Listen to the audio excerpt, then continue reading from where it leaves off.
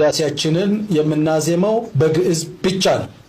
ማንም ያልፈቀደላቸው በሕግ የማይታወቁ ቤተክርስቲያናችን የማታውቃቸው ቅዱስ ሲኖዶስ ያልፈቀደላቸው በቅዱስ ሲኖዶስ ያልተፈቀደ ዝም ብለው ብድግ ብለው በኦሮምኛ እናዜማለን ብለው ዜማውንም ጭምልቅልቅ እያረጉ ወይ ሙያው የላቸው የሙያ ዜማው የላቸው አልዋሉበት አልተማሩ አላወቁ። ኢትዮጵያ ውስጥ ኢትዮጵያ ኦርቶዶክስ ተዋሕዶ ቤተክርስቲያን ሁሌ የምታሰቃያት ማህበረሰብ አለ፣ ከድሮ ጀምሮ እስካሁን ማለት ነው። አሁንም ማላቀቅ ያቃታል። ከዛሬ 100 ዓመታትን ወደ ኋላ ስንጓዝ የኦሮምኛ ቋንቋ የሚባል ቋንቋ አስፈላጊ አይደለም፣ የሰይጣን ቋንቋ ነው፣ ሚዲያ ይሰብራል፣ ሰይጣን ያስተማረ ቋንቋ ነው እያሉ ሲያስተምሩ ኖረዋል። ስለዚህ በዚህ ቋንቋ የቤተክርስቲያን አስተምሮና የክርስትና አስተምሮ መማር እንደሌለበት ይሄ ማህበረሰብ ለብዙ ዓመታት እንደዚህ በዚህ አይነት ሁኔታ ሲሰብኩ ፕሮፓጋንዳ ሲነፉ ኖረዋል። አሁን በዚህ በ21ኛው ክፍለ ዘመን ከዚህ እነሱ ከሚገለገሉበት ቋንቋ ውጪ በሌላ ቋንቋ ቅዳሴ ማድረግ ክልክል ነው። ይህ ማለት እንግዲህ የነሱ እግዚአብሔር የተባለ አካል በአንድ ቋንቋ ብቻ ነው ምስጋናና ውዳሴ። ቅዳሴ ሌላ ነገር አይደለም፣ ምስጋና ውዳሴ ነው ለአምላክ የሚቀርበው፣ አይቀበልም ማለት ነው። ይህ የሚያሳየው ኋላ ቀርነትና ድድብና ነው።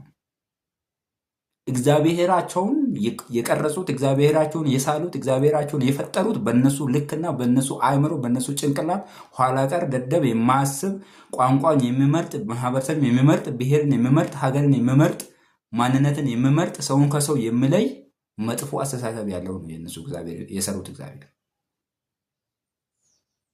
የነሱ እግዚአብሔር አንድን ቋንቋ ብቻ የሚቀበል ነው በምስጋና። ስለዚህ እንደዚህ ለዚህ ማህበረሰብ ነው ለኦሮሞ ማህበረሰብ ምን ያገባሃል እያልኩ ነው ጥያቄ ነው ማቀርብልህ። ምን ያገባሃል? አንድ ማህበረሰብ ራሱን የሚመስል እግዚአብሔርን ቀርጾ በራሱ ቋንቋ የሚያዋራውን እግዚአብሔርን ቀርጾ በራሱ ምስጋና የሚያመሰግነው እግዚአብሔርን ቀርጾ የኔ እግዚአብሔር ከነዚህ እኔ ከማወራበት ቋንቋ ውጪ አይሰማም ብሎ እየነገረ ምን አባል ልሰራ ነው እያልኩ ያለው የሱ እግዚአብሔርን ካናመለኩ የምትለው ለኦሮሞ ማህበረሰብ ነው እየነገርኩ ያለው። ምን ልሰራ ነው? በግልጽ እየነገረ በግልጽ እያስቀመጠልህ የማታውቀውን አለ እኮ የማታውቀውን ያልዋልክበትን እግዚአብሔር ምን አገባህ እያለ እኮ ነው። ምን አገባ? ጠራርጋችሁ ለምን አትመልሱትም? ጠራርጋችሁ ተመለሱ። የገበሬ መሬት መልሱ። የገበሬን የጸበል ቦታ የወሰዳችሁት የሰረቃችሁት መልሱና ተሰብሰቡና እዛው በግይዙ አመስግኑት፣ አወድሱት፣ በቃ አንሱት ከዚህ ምድር ላይ። የግለጹ ኦሮሞ ማህበረሰብ ይሄ መልእክት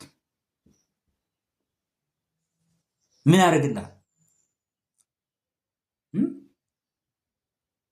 ለምሳሌ አንድ ሰው የሆነ መሳሪያ ሰርቶ መሳሪያው በኔ ቋንቋ ውጪ አይሰራም ብሎ ለአንተ ቢያመጣልህ፣ ስለዚህ ከአንተ ውጪ እኮ ነው። ስለዚህ ሰውየው በዛ ሰውየው ቋንቋ ብቻ ነው የምታገለግልበት። ስለዚህ የሱን ባህልና እሴት ብቻ ነው የምታዳብረው እንጂ የራስህን ጣል እያለ ከሆነ የራሱን ያን መሳሪያ ለምን ትጠቀማለህ?